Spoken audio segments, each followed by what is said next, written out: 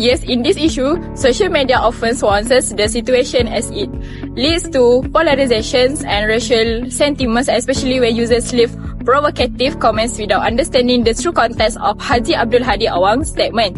Social media platforms like Facebook and TikTok tend to promote emotional and conflict-driven content rather than content that provides understanding. In addition, statements can be spread inaccurately or manipulated, causing misunderstanding and anger.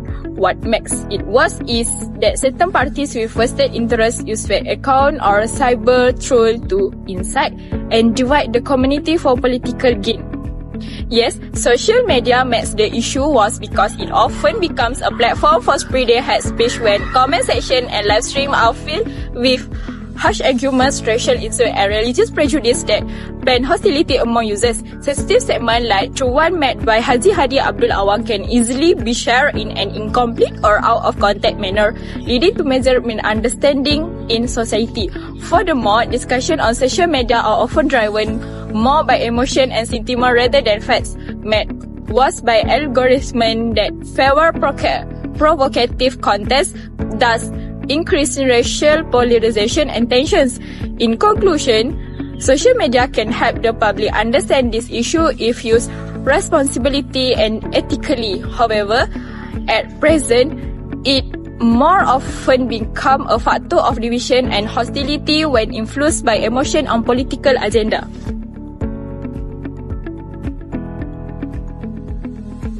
Social media shapes public opinion on racial issues by spreading information quickly.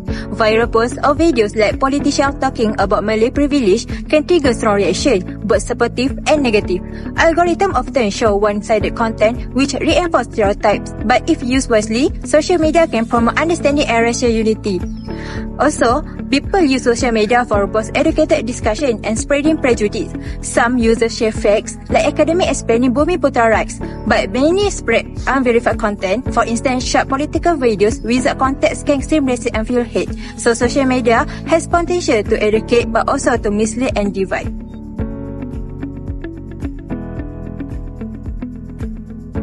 For me, this statement has had a huge impact on the way society views racial issues. Some people, especially Malays and Bumi Putras, see him as someone who is brave enough to defend rights that are enshrined in the Constitution, such as Article 153. But at the same time, there are also those who feel that the statement is biased and could spark racial division. If you look at social media, for example on TikTok, there are netizens who are angry saying that the statement is making the racial gap even wider. But there are also those who defend it, saying that the privilege not to oppress anyone but to correct historical imbalance. So, for me, the impact of this statement actually depends on how we understand it. If people watch the video in a nutshell without understanding the full context, they can really misunderstand and think it is racist. But if we look